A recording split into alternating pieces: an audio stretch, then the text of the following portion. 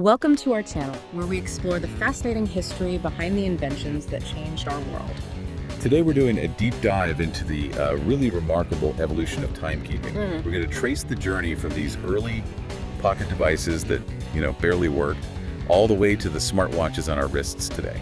And our mission here is to really get under the hood of these things. I mean, think about it. We went from timekeepers that lost hours a day to machines accurate to seconds a month. So what were the key breakthroughs, both mechanical and electronic, that let us carry time with us? To start, you really have to go back to the 16th century. Clocks had been around for a while, since the 13th century, but they were huge, like massive things in town squares with weights and pulleys. Right, you can't exactly carry that around in your pocket. Not at all. So to make time portable, you needed a huge engineering leap. You needed miniaturization. And that meant a completely new engine. This is where the mainspring comes in, right? It's essential. It's the absolute key. A mainspring is just a coiled ribbon of steel. You wind it up, it stores energy, and then it releases that energy slowly to drive all the gears. It completely replaced those big gravity-dependent weights. No mainspring, no pocket watch. But those first attempts were, really rough, weren't they? Getting that spring to release power evenly sounds like a nightmare. It was a huge challenge. The first really successful watches, they pop up around 1510 with Peter Henlein, a German watchmaker from Nuremberg. Ah, the famous Nuremberg egg. That's the one. They were thick, they were round, designed to sit in a pocket. They got that nickname from their shape. Later, when they got flatter, they were called gusset watches, after the little pocket they were kept in. Which just shows you they were a status symbol first, right? A piece of jewelry. I mean, the first commercial ones in the 1580s only had an hour hand. Exactly, the precision just wasn't there. If your watch is losing several hours a day, it's really just a very expensive novelty. That brings us to the real quest for accuracy and the invention that changed, everything. Okay, so this breakthrough happens around 1660. It's all about regulating the energy from that mainspring. Before this, the regulator just kind of spun erratically. It did. The fix was the balance spring. Such a tiny part. It's a tiny, hair-thin coil of metal, and it attaches to the balance wheel.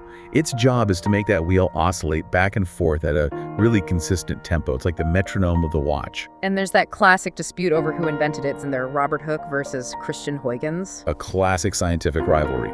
Hooke probably had the idea first, but Huygens built the first working watch with one. But whoever gets the credit, the impact was just revolutionary. So what was the actual measurable difference it made? It stabilized everything, and the error rate dropped from, potentially hours a day down to about 10 minutes per day. Wow. Which sounds awful to us now, but in the 17th century, that was a gigantic leap. It made watches actually useful for, scheduling and navigation. And that new precision leads to more refinement. It's probably no coincidence the minute hand shows up just after that in 1680. Absolutely, yeah, because you could actually track minutes now. And as they got more useful, they also had to get more durable, which is where the jewels come in. We're not talking about sparkly decorations here, right? No, not at all. These are functional. Rubies, usually that act as bearing surfaces for the gear axles. Metal on metal wears out fast. Metal on a super hard ruby that reduces friction and lasts much, much longer. Okay, so we have portability, we have accuracy, we have durability. But what about convenience? Winding your watch every single day must have been a chore. A huge chore. And that's what drove the invention of the self-winding or automatic watch. The credit for that generally goes to Abraham Louis Perellet in 1777. How did he even do that? How do you harness just walking around to power something? It's ingenious. He used an oscillating weight inside the watch. As you walk, this heavy piece of metal swings up and down, and that motion is used to wind the mainspring. And it actually worked. It worked surprisingly well. Reports from the time said just 15 minutes of walking could power the watch for 8 days. That's incredible. Now, we can't talk about this era of mechanical genius without mentioning Abraham Louis Breguet. The tourbillon is his masterpiece, isn't it? Oh, Breguet was on another level. So the heart of the watch is the escapement. It's the bit that actually does the ticking and controls the timing. Right. Back then, a watch spent most of its life sitting vertically in a pocket, and gravity would subtly pull on those tiny escapement parts, creating small errors. So the watch would be faster or slower depending on its position? Exactly. Breguet's solution, the tourbillon, was to put the entire escapement inside a tiny rotating cage that turns 360 degrees every minute. By constantly moving it, you average out all those gravitational errors. It basically makes the watch immune to its position. That is just mind-bendingly complex for something so small.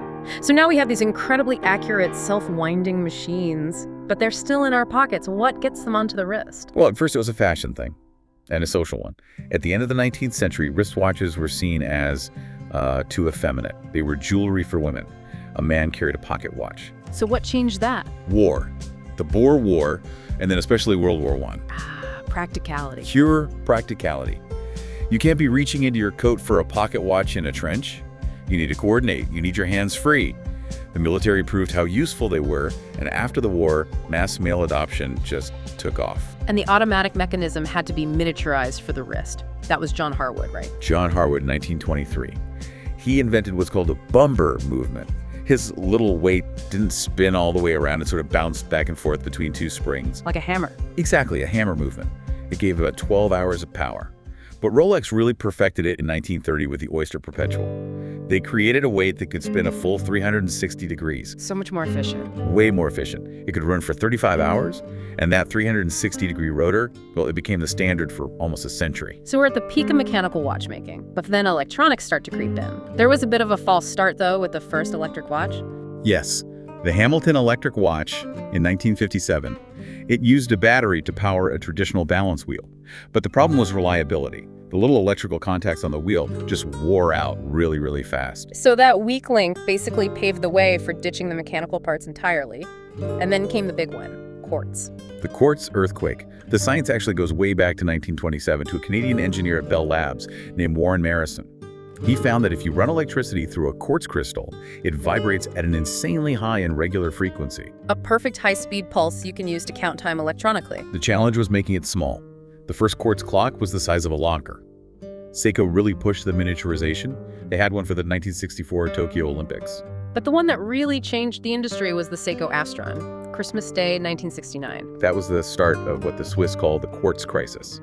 The watch was so accurate, so revolutionary, the first one sold for the price of a car. But what was the accuracy leap? I mean, compared to a high-end mechanical watch. A great mechanical watch might be accurate to a few seconds a day.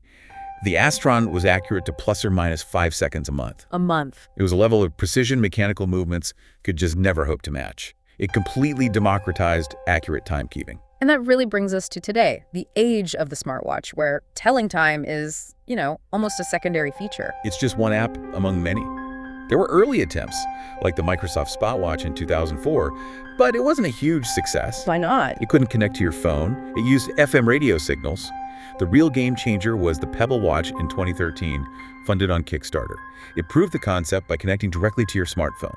And today, well, they do everything. Calling, texting, health monitoring. It's really come full circle. The whole evolution of the watch moved from a focus on minimizing error-fighting gravity with tourbillon to a 21st century focus on maximizing utility. It's a tech hub that just happens to tell time.